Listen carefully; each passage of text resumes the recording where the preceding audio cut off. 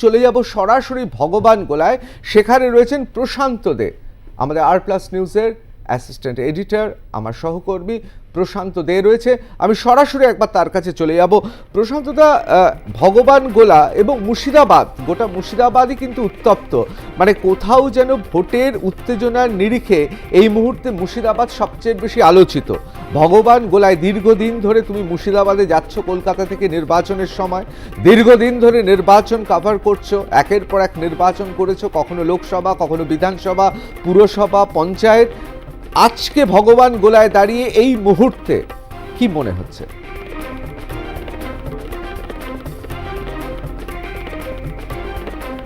দেখো ঋতুব্রত, তোমাকে বলে রাখি, সকাল থেকে মুর্শিদাবাদ লোকসভা কেন্দ্র এখানে ছোটোখাটো কিছু বিক্ষিপ্ত ঘটনা ঘটেছে বলা যায়, কোথাও ইভিএম সমস্যার সৃষ্টি হয়েছিল।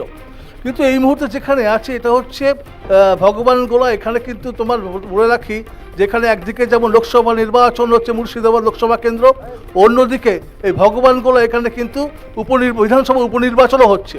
ফলে এই যে ভগবান গোলার বিধানসভা কেন্দ্র, এখানে কিন্তু এখানকার মানুষ, এখানকার ভোটাররা কিন্তু তাদেরকে দুবার করে ভোট প্রয়োগ করতে হচ্ছে। ফলে এখানে আমি এসেছিলাম, ইতিমধ্যে রয়েছি হনুমন্তনগরে এসএইচপি মাদ্রাসা শিক্ষা কেন্দ্র, যেটা বলা যেতে পারে বাংলাদেশ সীমান্তবর্তী একটি গ্রাম, সেই হনুমন্তনগর। এখানে বেশ কিছু মানুষজন রয়েছে। সকালবেলা স্বাভাবিক হয়তো কিছুটা উত্তেজনার সৃষ্টি হয়েছিল ভোট গ্রহণ পর্বকে কেন্দ্র করে, একটু আগেও দেখছিলাম।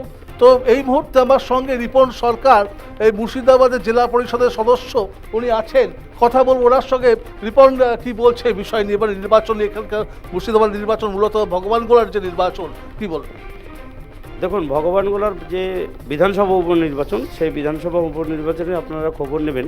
আমাদের ভগবান গোলা 1 নম্বর ব্লক এবং 2 নম্বর ব্লক, দুটো ব্লক মিলে একটা বিধানসভা হচ্ছে। সেই বিধানসভার 155 + 134 যে বুথ, সেই বুথের কোথাও একটা ইনসিডেন্ট ঘটেনি, এখন পর্যন্ত কোনো উত্তেজনার সৃষ্টি হয়নি।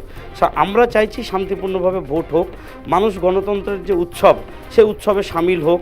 আমাদের তৃণমূল কংগ্রেসের কর্মীরা তারা জনতার কাছে যে আবেদন রেখেছিল মানে ভোট প্রচারে, এবং আজকের দিনেও সকাল থেকে যে অ্যাপিল আমাদের প্রার্থী রিয়াত হোসেন সরকারের, এবং পাশাপাশি লোকসভার যে আমাদের প্রার্থী আবু তাহের খান বিদায়ী সাংসদ, তিনিও একটাই কথা নির্দেশ দিয়েছেন, এবং আমাদের সেনাপতি অভিষেক বন্দ্যোপাধ্যায়ের নির্দেশ, নেত্রী মমতা বন্দ্যোপাধ্যায়ের নির্দেশ, যে মানুষ স্বতঃস্ফূর্তভাবে ভোট দিবে। আমাদের ভোট লক্ষ্মীর ভাণ্ডার যে উন্নয়ন এবং বুথের যে দক্ষ সাংগঠনিক শক্তি, তার ভিত্তিতেই ভোট হবে। কিন্তু আপনারা একটু লক্ষ্য করবেন, পাশাপাশি দেখুন, বিরোধীরা কালকে রাত্রি থেকে তারা একটা ষড়যন্ত্র সৃষ্টি করার চেষ্টা করছে যে কোনো রকমে কোনো গণ্ডগোল করা যায় কি যায় না। আমরা তাতে ফাঁদে পা দেবো না।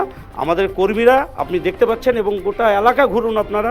আমি দায়িত্ব নেই তৃণমূল কংগ্রেসের কর্মী হিসাবে বা একজন মানে দলের অন্তঃপ্রাণ ডেডিকেটেড সৈনিক সোলজার হিসেবে বলতে পারি যে কোথাও কোনো মানে ইনসিডেন্ট নেই, এবং আগামীতেও কোনো ঘটার কোনো সম্ভাবনা নেই।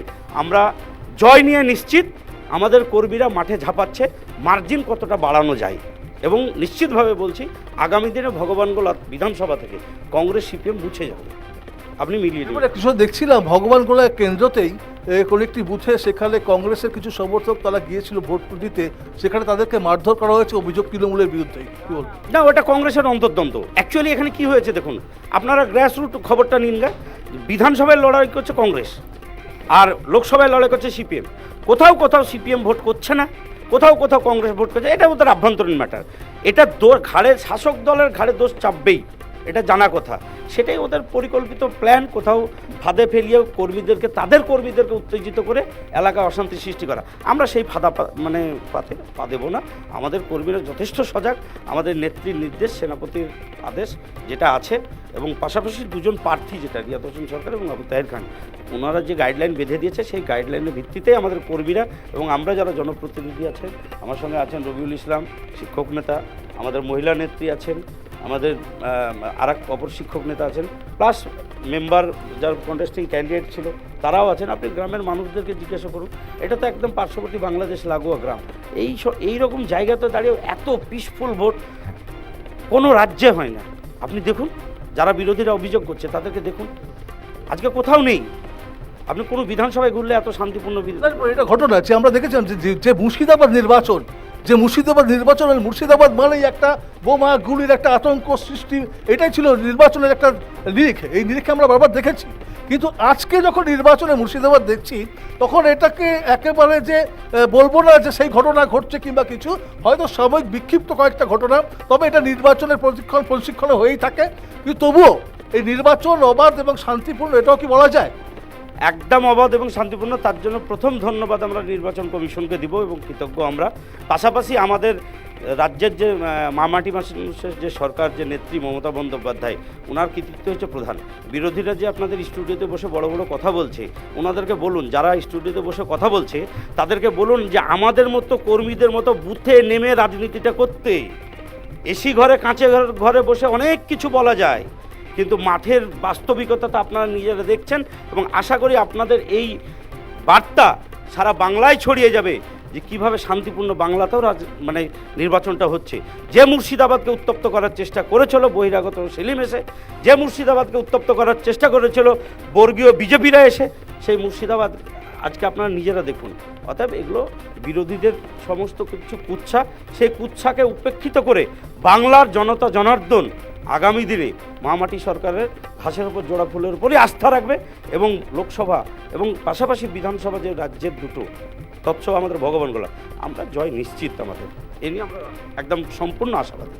অবশ্যই রীতিমতো তোমাকে বলি যে মুর্শিদাবাদ যে হনুমন্ত নগর, একটা সীমান্তবর্তী গ্রাম, সেখানে কিন্তু ভোট পর্ব চলছে এবং ভোট পর্ব শান্তিপূর্ণভাবে হচ্ছে।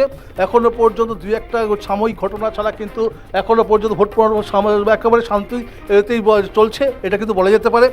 মানুষ স্বতঃস্ফূর্তভাবে ভোট দিচ্ছেন, মানুষ দীর্ঘ সময় ধরে লাইনে দাঁড়িয়ে রয়েছেন। ফলে সেই জায়গা থেকে যে বিষয়টা আমরা দেখছিলাম, যে মুর্শিদাবাদের চিত্র আমরা আগে দেখেছি, সেই চিত্র এখন বলা যাবে না। এখন মানুষ শান্তিপূর্ণভাবে ভোট দেওয়ার চেষ্টা করে এবং সেটাকেই বজায় রাখার চেষ্টা করে। এইভাবে ভোট গ্রহণ পর্ব চলছে। ধন্যবাদ প্রশান্ত দেখে।